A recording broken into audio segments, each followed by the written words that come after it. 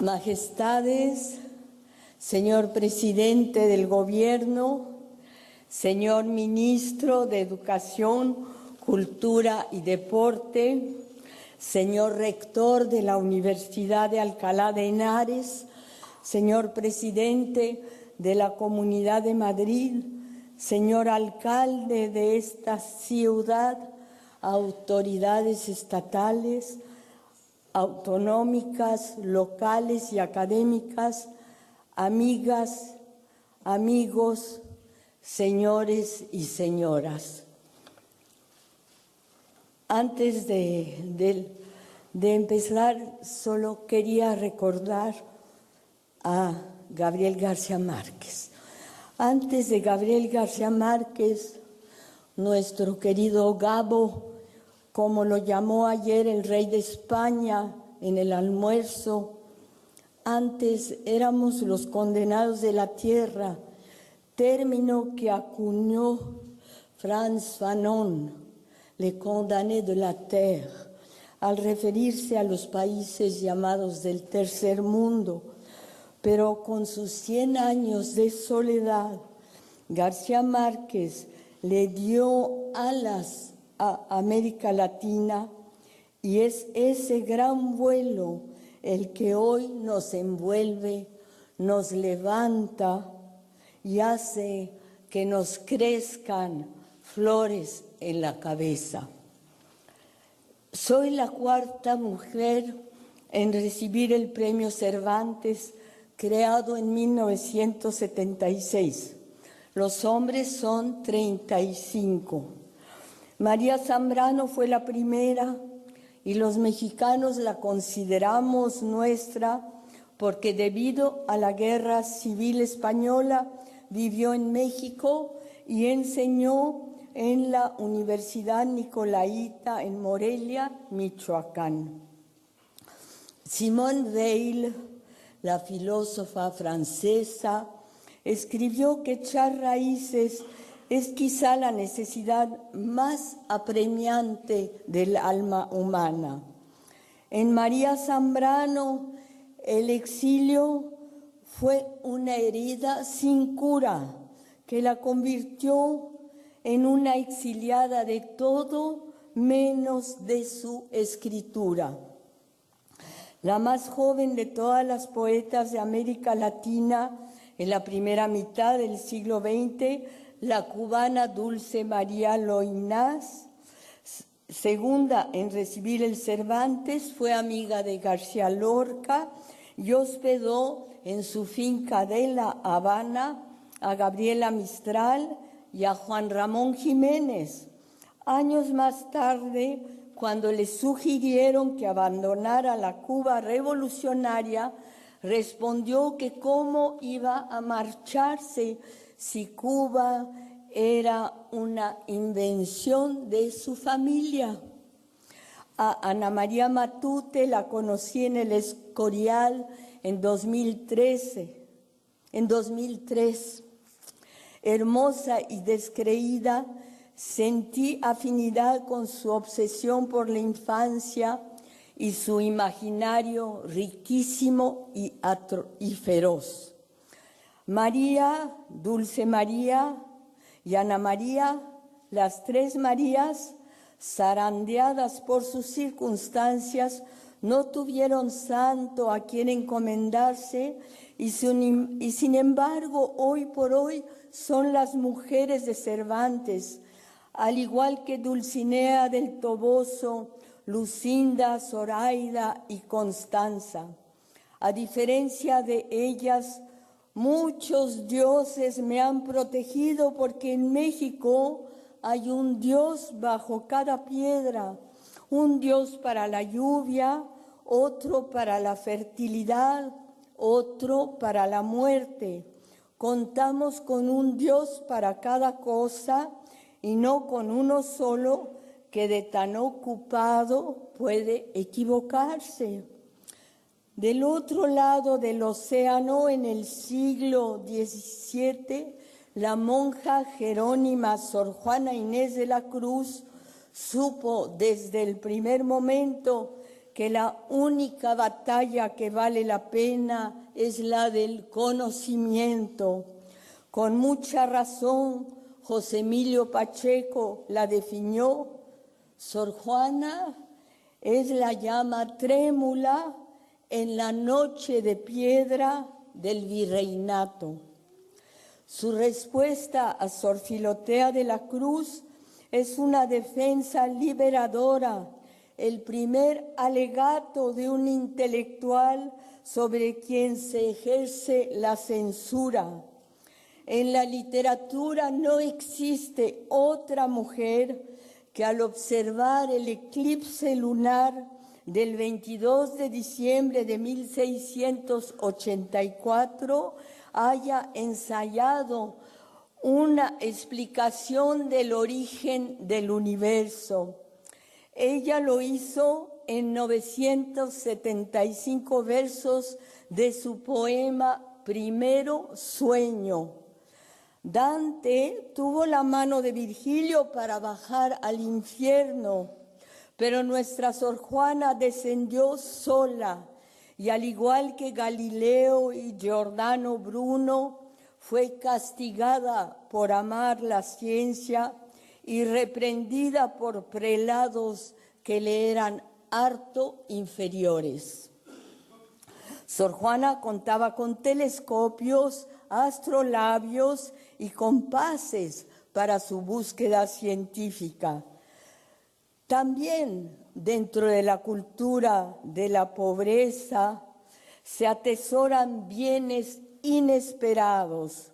Jesús Apalancares, la protagonista de mi novela, una novela testimonio, Hasta no verte, Jesús mío, no tuvo más que su intuición para asomarse por la única apertura de su vivienda, a observar el cielo nocturno como una gracia sin precio y sin explicación posible.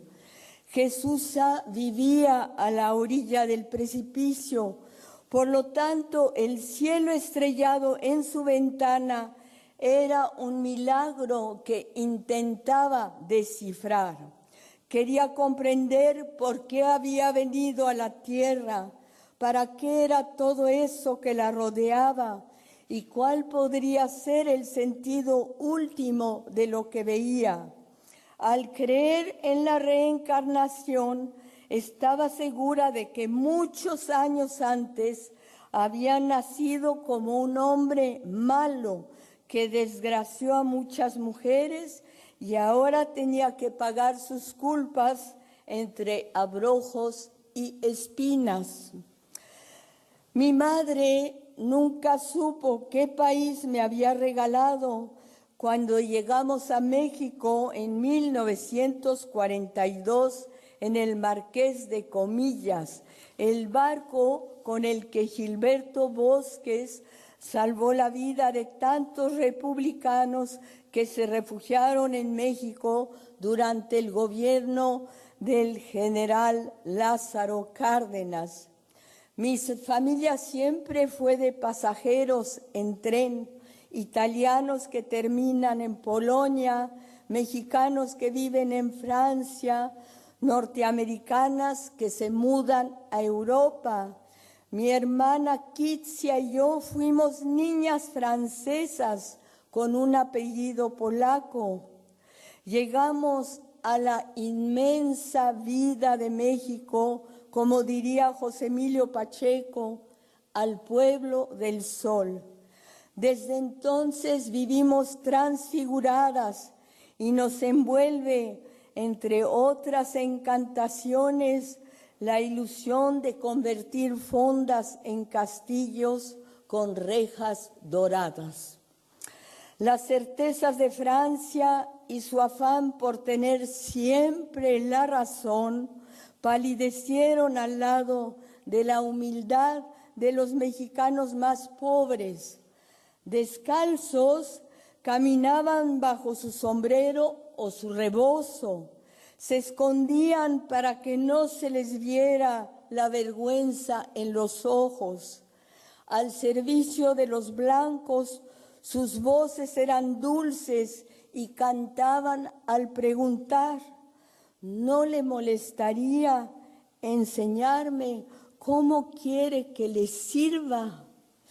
Aprendí el español en la calle, con los gritos de los pregoneros y con unas rondas que siempre se referían a la muerte.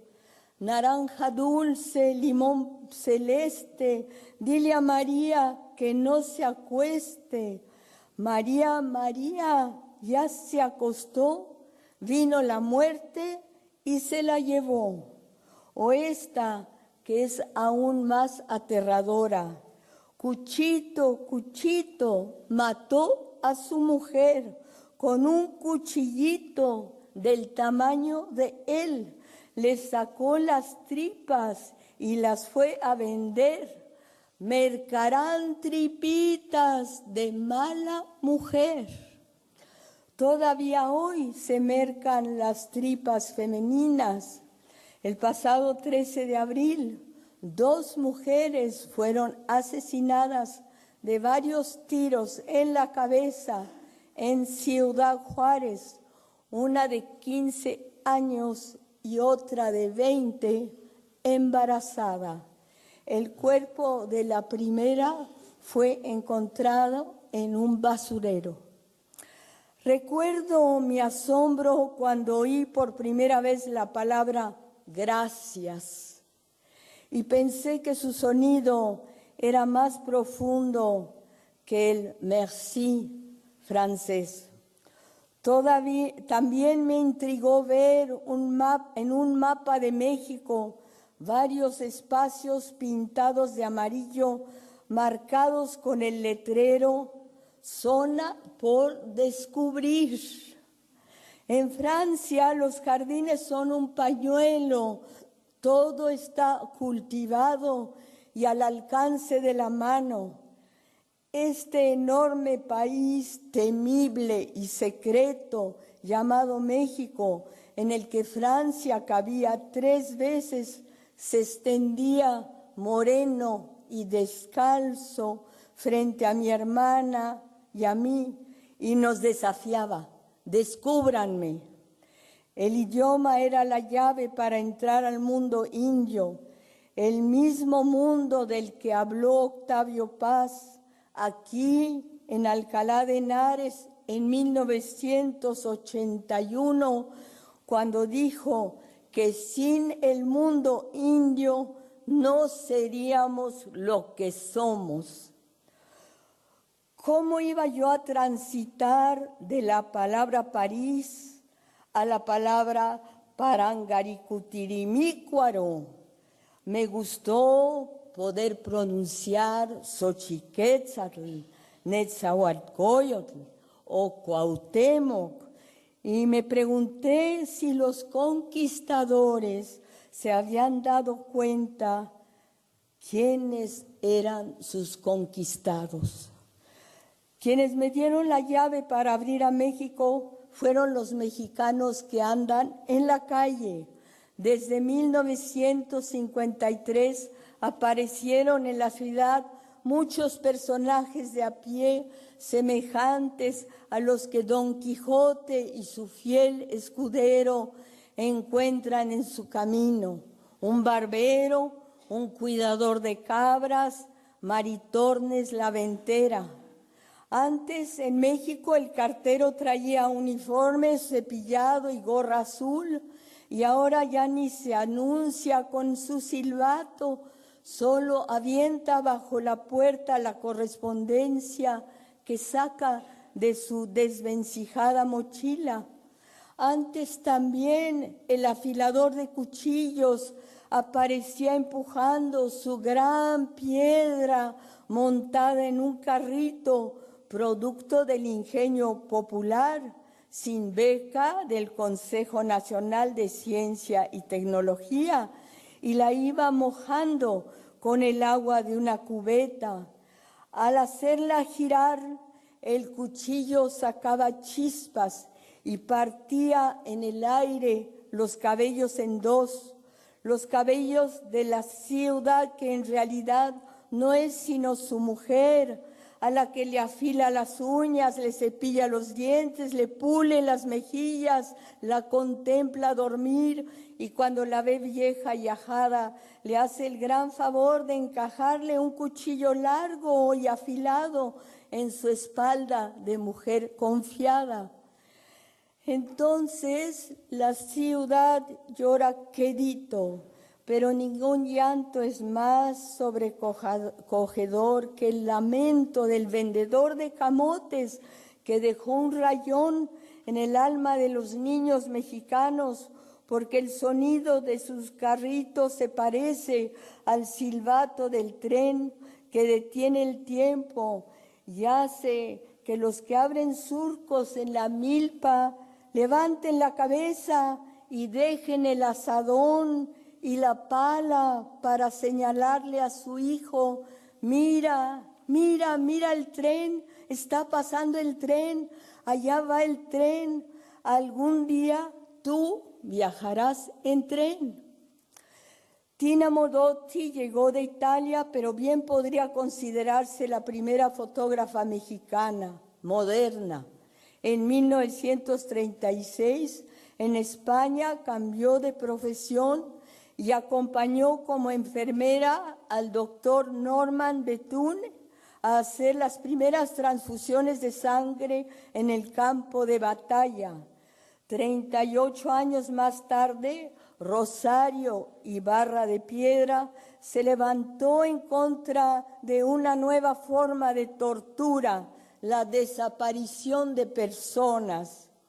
Su protesta antecede al levantamiento de las madres de Plaza de Mayo con su pañuelo blanco en la cabeza por cada hijo desaparecido.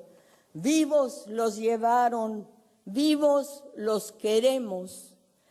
La última pintora surrealista, Leonora Carrington, pudo escoger vivir en Nueva York al lado de Max Ernst y el círculo de Peggy Guggenheim, pero sin saber español, prefirió venir a México con el poeta Renato Leduc, autor de un soneto sobre el tiempo que pienso decirles más tarde si me da la vida para tanto.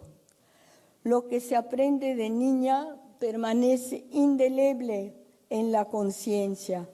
Y fui del castellano colonizador al mundo esplendoroso que encontraron los conquistadores.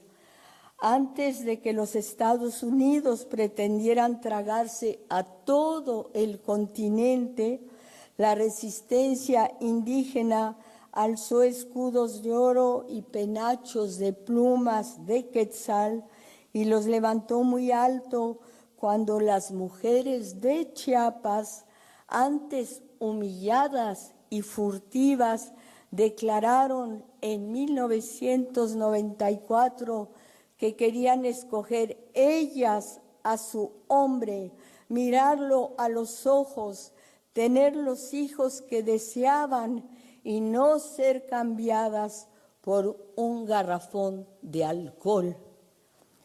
¿Quién anda ahí? Nadie, nadie, consignó Octavio Paz en El laberinto de la soledad. Muchos mexicanos se ningunean. No hay nadie, contesta la sirvienta. ¿Y tú quién eres? No, pues nadie. No lo dicen para hacerse menos ni por esconderse, sino porque es parte de su naturaleza. Tampoco la naturaleza dice lo que es, ni se explica a sí misma, simplemente estalla. Durante el terremoto de 1985, muchos jóvenes punk, de esos que se pintan los ojos de negro y el pelo de rojo, con chalecos y brazaletes cubiertos de estoperoles y de clavos, arribaban a los lugares siniestrados, edificios convertidos en sándwich, y pasaban la noche entera con picos y palas para sacar escombros que después acarreaban en cubetas y carretillas. A las 5 de la mañana, ya cuando se iban, les pregunté por su nombre y uno de ellos me respondió: pues póngame nomás Juan. No solo porque no quería singularizarse o temiera el rechazo, sino porque al igual que millones de pobres, su silencio es también un silencio de siglos de olvido y de marginación. Tenemos el dudoso privilegio de ser la ciudad más grande del mundo, casi 9 millones de habitantes.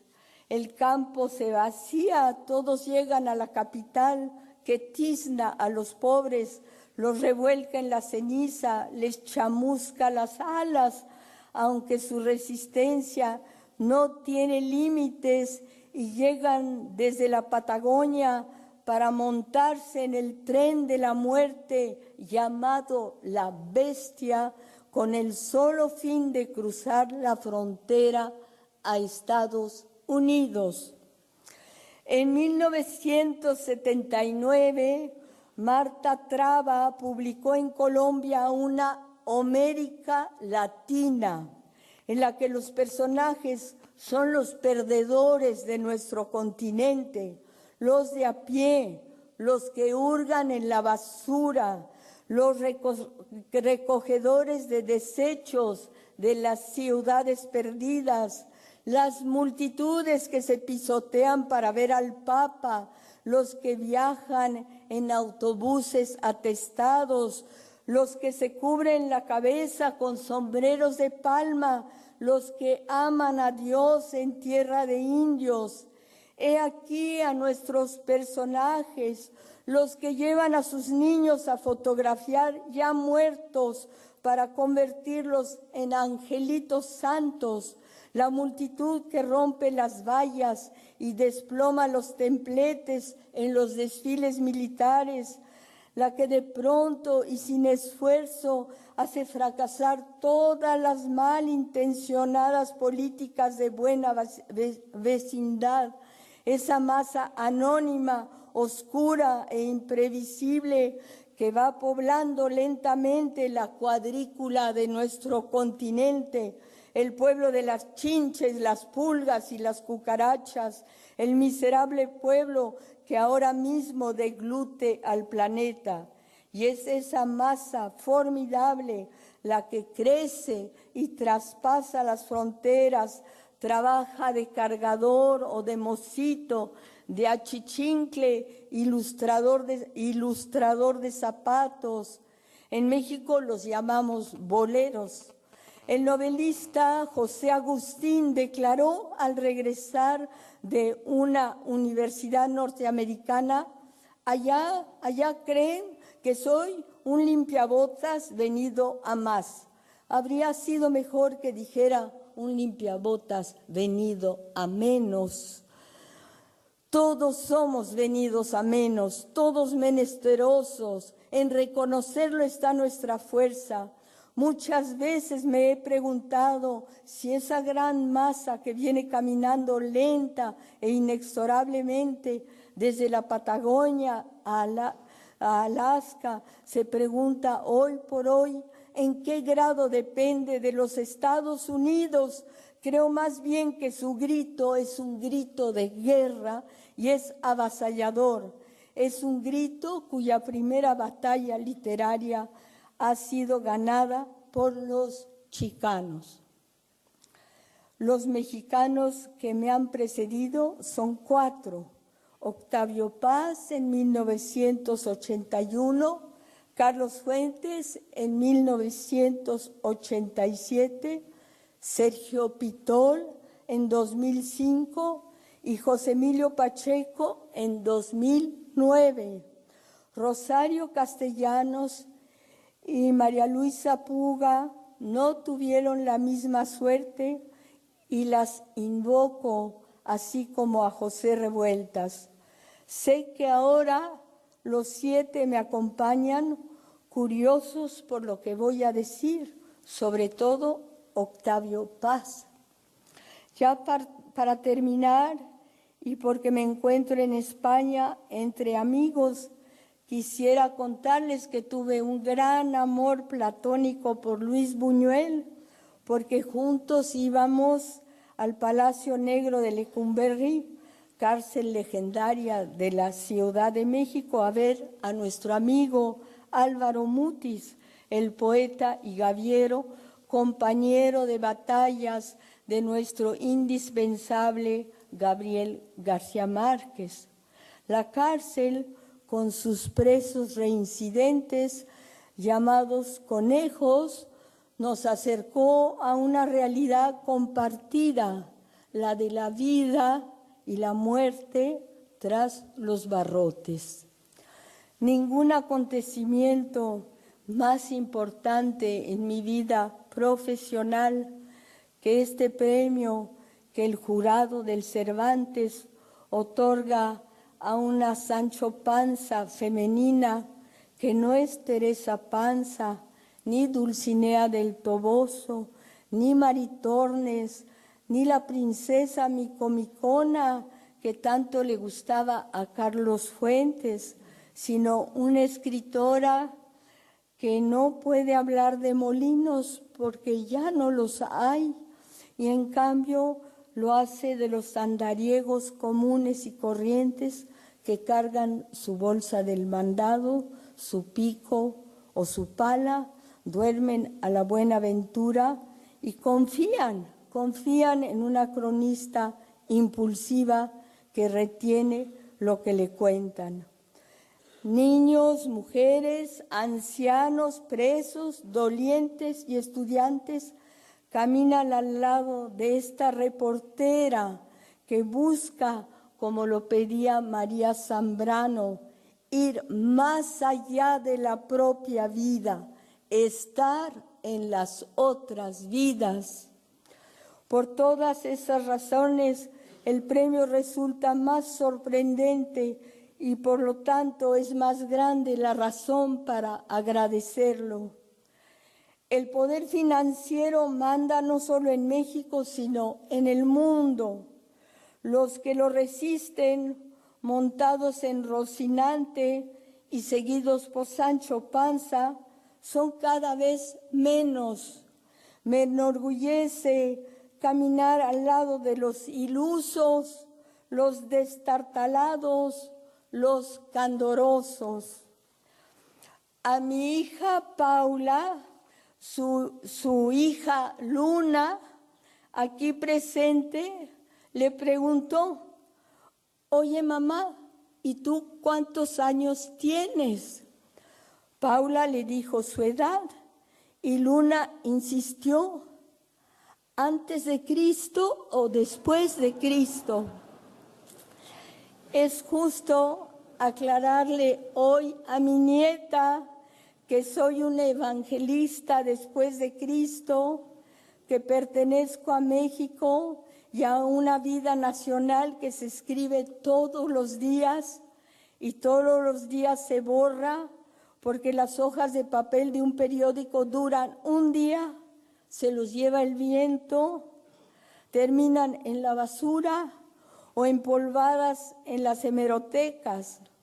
Mi padre las usaba para prender la chimenea. A pesar de esto, mi padre preguntaba temprano en la mañana si había llegado el Excelsior, que entonces dirigía Julio Scherer García, y leíamos en familia. Frida Kahlo, pintora, escritora e ícono mexicano, dijo alguna vez: espero alegre la salida y espero no volver jamás. A diferencia de ella, espero volver, y ese es el sentido que he querido darle a mis 82 años. Pretendo subir al cielo y regresar con Cervantes de la mano para ayudarlo a repartir como un escudero femenino, premios a los jóvenes que como yo hoy, 23 de abril de 2014, Día Internacional del Libro, lleguen a Alcalá de Henares. En los últimos años de su vida, el astrónomo Guillermo Haro repetía las coplas de Jorge Manrique a la muerte de su padre. Observaba durante horas a una jacaranda florecida y me hacía notar cómo se pasa la vida, cómo se viene la muerte tan callando. Esa certeza del estrellero también la he hecho mía, como siento mías las jacarandas que cada año cubren las aceras de México con una alfombra morada, que es la de la Cuaresma, la muerte y la resurrección. Muchas gracias por escuchar.